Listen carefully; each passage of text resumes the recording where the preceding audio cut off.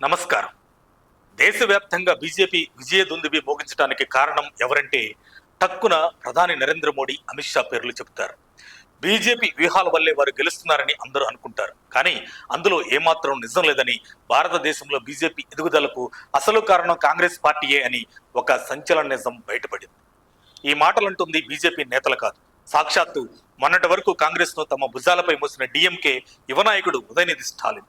దశాబ్దాలుగా కాంగ్రెస్ తో అంటగాగిన డిఎంకేకు ఇన్నాళ్లకు అసలు తత్వం బోధపడింది. అసలు ఉదయనిధి స్టాలిన్ కాంగ్రెస్ మీద ఇంతలా ఎందుకు ఫైర్ అయ్యారు? అక్కడ ఏం జరిగింది? తమిళనాడు రాజకీయాల్లో ఇప్పుడు ఊహించని పరిణామాలు జరుగుతున్నాయి.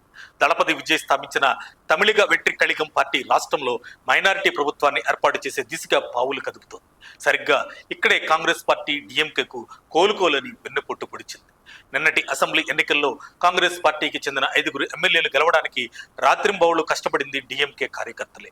తీరా గెలిచాక ఆ కాంగ్రెస్ నేతలు కనీసం డిఎంకే అధినేత ఎంకే స్టాలిన్ కు మాట మాత్రమైనా చెప్పకుండా కేవలం మంత్రి పదవుల కోసం విజయ పార్టీ చెంతకు చేరారు. దీనిపై ఉదయనిధి స్టాలిన్ తీవ్ర స్థాయిలో విరుచుకుపడ్డారు. కాంగ్రెస్ నేతలు జలగల్లాంటి వాళ్లు అని, మిత్రపక్షాల కష్టార్జితంపై బతికే వెన్నుపోటుదారులంటూ తీవ్ర పదజాలంతో ఏకిపారేశారు. కనీస కృతజ్ఞత లేని కాంగ్రెస్ ను ఎప్పటికీ నమ్మకూడదని ఆయన స్పష్టం చేశారు.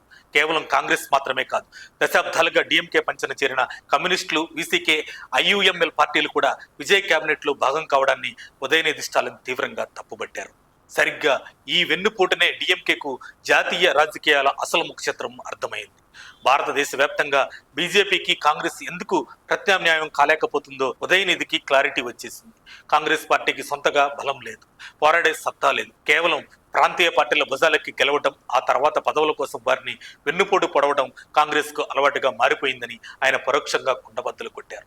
ఇలా మిత్రపక్షాలను మోసం చేసే నైజం, నిలకడలేని రాజకీయాల వల్లే జాతీయ స్థాయిలో ప్రజలు కాంగ్రెస్ ను నమ్మడం లేదు. కాంగ్రెస్ చేస్తున్న ఈ రాజకీయ వైఫల్యాలే బీజేపీకి అతిపెద్ద బలంగా మారుతున్నాయి. గత ఎన్నికల్లో కాంగ్రెస్ ను మా నాయకుడు స్టాలిన్ తన భుజాలపై మోశారు, కానీ వాళ్ళు మమ్మల్నే మోసం చేశారు.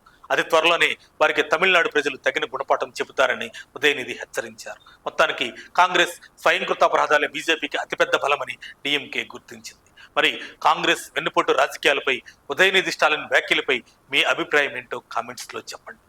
నమస్కారం. మరిన్ని అప్డేట్స్ కోసం మా కాయ్ టీవీని సబ్స్క్రైబ్ చేసుకోండి.